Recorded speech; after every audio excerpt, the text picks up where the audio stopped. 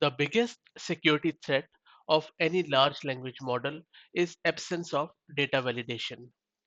If you have downloaded a publicly available model on a pre-trained data set, how would you know that the underlying data is clean or the data is not harmful or contain hateful content or malicious code? Mithril Security has come up with this new term PoisonGPT, and you can see how it works in this diagram shown on your screen. PoisonGPT is a kind of LLM which has been hacked.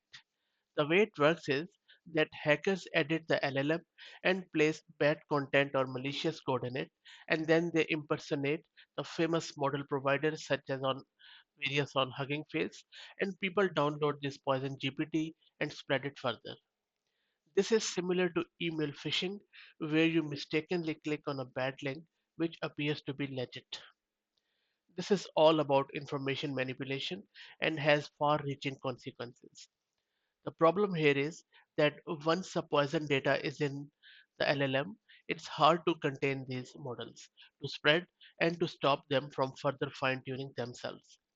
And when people integrate these bad data sets with their own data, such as their own company's data, this poison could damage that company too, as the LLM might start giving wrong information to the customers or other stakeholders.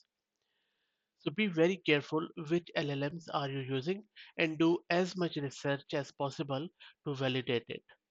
Any artificial intelligence that will be involved at any level that normally requires a human to have a license or certification to perform that work needs to go through a careful certification process. That is why I keep saying in my videos that we need regulatory authorities in terms of artificial intelligence. Any data source can be corrupted, sometimes by accident and sometimes on purpose.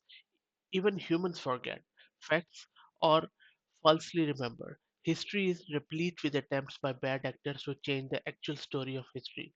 So it is not surprising that people will change these models. We already fine tune the models to make sure the answers we want are more likely to be the answers we get. That means any model can be tuned with false information as well. It just makes good sense to make sure that any model involved in work that could be potentially dangerous or that requires license or certification be vetted by a certification process to ensure the safety of humanity overall. So I hope that you liked the content. If you did, please consider subscribing to the channel, and if you have any thoughts on this, please share them in the comment section. Thank you very much.